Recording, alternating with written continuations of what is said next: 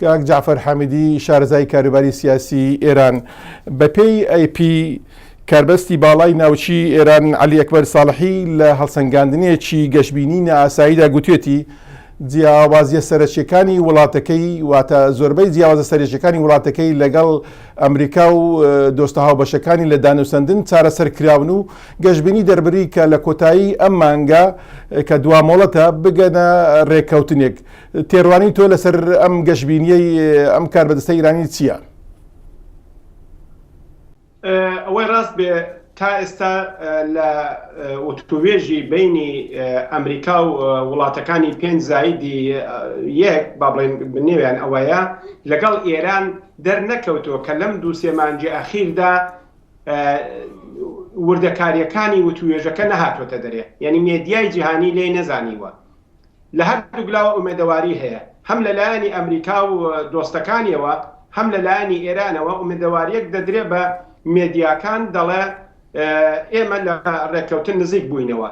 لەو بارەدا من چون شتی مشەخەس و وردم لە بەردەستدانیە ناتوانم باوەڕ بێنم کە نزیکبوونەوەیەکی ئەوتۆ هەیە، بە تایبەتەوەی کە ئێران زیاتر لە 10 ساڵە چێژ بەو مەوزوعە دەدا.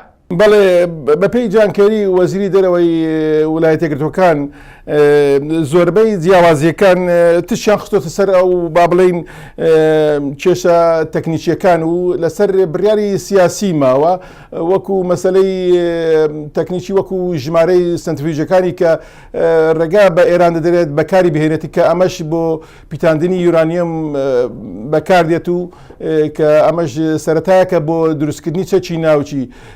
پێت وایە ئەگەر بگەنە نەتیجەیەک ئێران دەستبەرداری بەرنامەکەی بێتن و ئەگەر دەستبەرداری بێت چ کاردانەوەیکی لەناو خۆی دەبێتن؟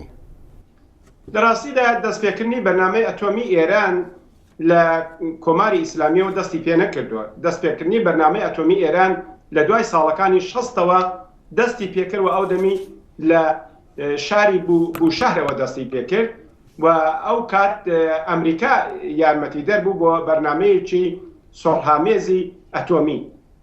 ئێستا ئێران هاتۆتە سەر ئەو باوەڕێ کە ئەو بەرنامەیە تەرەقی پێبدا. بە باوەڕی من ئەوە سێ-چوار گرفتی ئەساسی هێناوەتە پێشێ.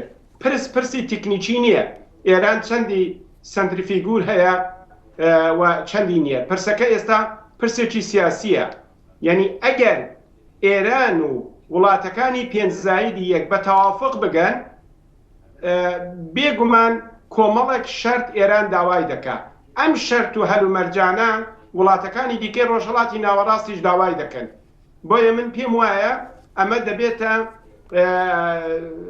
دەست پێشخەریەک بۆ وڵاتەکانی ڕۆژهەڵاتی ناوەڕاست کە ئەوانی بەپێی ئەو هەلومەرجە داوای دانانی پرۆگرامی ئەتۆمی خۆیان بکەن. من لەسەر ئەو باوەڕە نیم کە ئێران بتوانێت دەستبەرداری بەرنامە ناوەچەکەی خۆی ببێت. باش ئەگەر هاتوو وەکو باسیم کردیانی ئەگەر هاتوو دەستبەرداری بێ ئەمە چ کاردانەوەیکی بێ پاش ئەو هەموو ساڵی کە ئەو گەمارەوانە کە کاریگەری لەسەر خەڵکی ئێران بووە، وەڵامی کاربەستانی ئێران بۆ خەڵکی ئێران چییە بێتن؟ لە ڕاستیدا خەڵکی مخالفی کۆماری ئیسلامی لە بەتنی خۆیاندا مخالفن، بەڵام خەڵکی لایەنگری کۆماری ئیسلامی و خەڵکی شیعە لە ئێراندا چونکە لەسەر باوەڕی تەقیە و پەشیمانبوونەوە دەڕۆنە پێشەیە. بۆیە من پێم وایە ئەگەر ئێران پاشە کشە بکات لەو پێدا، لایەنگرانی خۆی و دەسەڵاتەکەی زۆر بە جوانی ئەوە هەزم دەکەن. بەڵام ئێرانێکی دیکتاتۆری کە بەسەر خەڵکەکانی ئێرانەوە زاڵە، دەسەڵاتەکەی بەسەر خەڵکانی ئێرانەوە زاڵە، چ خەڵک پێی خۆش بێت چ خەڵک پێی ناخۆش بێ، ئێران تا ئێستا ئەوەی ویستوێتی کردوێتی. بەڵێ بە تێڕوانی تۆ نامەی ژمارەیەک ئەندامانی سەنەتۆری کۆماری ئەمریکایی بۆ تونڕەوانی ئێرانی کە هۆشداری دەدەن هەر سەودایەک کاریگەری و جێبەجێ ناکرێت ئەگەر ڕێگا بە ئێران بدات چەکی ناوچی ساز بکاتن. خۆ دەزانی ئۆبامەش ئەڵێ ئێمە ڕێگا بە ئێران نادەین چەکی ئێرانی ساز بکاتن. کەوابوو ئەم نامەی کە سنەتۆرەکانی کۆماریەکان نردویانە بۆ ئێران یاخود بڵاویان کردوتەوە، چ کاریگەریە چێ بێتن؟ ئایا ئەمە زیاتر هۆشداریەکە بۆ ناوخۆی ئەمریکا یا بۆ ئێرانیەکانە؟ پێم وایە ئەو بەشە دوولایەنەیە، هەم هۆشداریەکە بۆ ناوخۆی ئەمریکا هەم بۆ ئێرانیەکانە.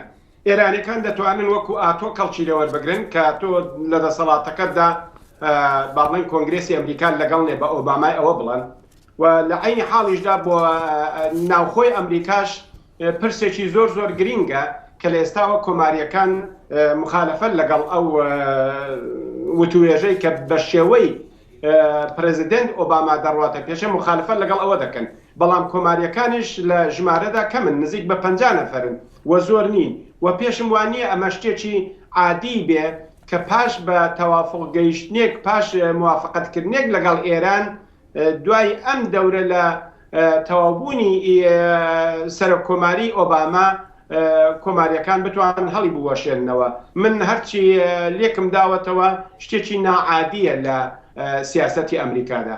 کاک جعفەر دوا پرسیارم سەبارەت بە سووریایە ئەو قسانەی کە دەڵێن جانکەری گوتوێتی لە کامدا ناچار دەبین کە سەرۆکی سووری بەشار ئەسەد بەشداری دانووسەندنەکانی ئاشتی بکەین یاخود پرۆسەی ئاشتی بکەین.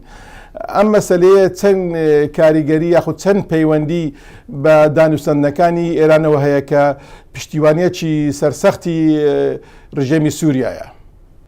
زۆر سروشتێکەوە کاریگەری دەبێ و هەر ئەمڕۆژ وتەبێژی کۆشکی سپی لە ڕاستیدا لێکدانەوەیەکی لەسەر قسەکانی بەڕێز جۆنکەری هەبوو بە شێوەیەک لە ڕاستیدا ڕائەنگەیان کە ئەو مەبەستی ئەوە نەبوو کە بەشار ئەسەد بێ مەبەستی ئەو بە کە نۆنەریەکی حکوومەتی ئێستای سووریە لە وتوێژەکانی ژنێڤدا بەشداری بکە بەڵام من پێم وایە پرسەکە لە پرسی سووریە زۆر زۆر گرنگترە هەر ئێستا ئێران لە بەحرین لە سووریا لە نێو حوسیەکانی یەمەندا کە ئەوانە هەمووان شیعان و بە تەواوی بەشی شیعانشینی عێراقی کەوتۆتە ژێر کۆنتترۆڵیەوە لە ڕاستیدا سیاسەتی ئیدئۆلۆژیکی خۆی بە شێوەیەکی کردەوە و ڕۆژانە خستۆتە دەرەوەی سنوورەکانی خۆی بۆیە پێم وایە لەو پێدا ئەم تەوافقە ئەتۆمەی لە بینی ئێران و وڵاتانی پێنجایدی یەک دەکرێت لە ڕاستیدا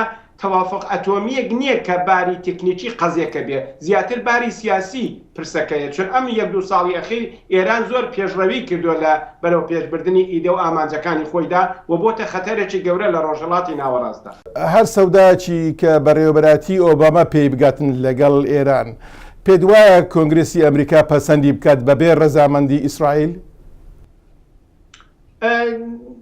ئەوەی کە تا ئێستا ئێمە وەکو کورد باسمان دەکرد و باسمان لە لۆبی ئیسرائیلی دەکرد دەردەکەوێت کە لەم 1-2 ساڵی ئەخیرەدا لۆبی ئیسرائیلی ئەوەندە لە مەیدانی کردەوەدا فعال نەبووە بەڵام لە عینی حاڵدا لۆبی ئیسرائیلی لە نێو کۆنگرێسمەنەکانی ئەمریکادا زۆر چالاک و زۆر فعالە و ئەمن پێم وایە ئەو هەر تەوافقێکی کە پرێزیدەنت ئۆباما لەگەڵ ئێرانی بکە و وڵاتانی دیکەی پێنج وڵاتەکەی دیکە لەگەڵ ئێرانی بکەن وابزانم پێویستی بە تەئیدی دووبارەی سێنات و کۆنگرێسی ئەمریکا دەبێتەوە پێم وابێت لەو هەلومەرجەدا وا زۆریش بە ئاسانی نییە کە تەوافق بە یەک ڕۆژ ئیمزا بکرێ و کۆتایی پێبێ هەرچەند من پێم وایە ئێران مل بەو تەوافقە نادات.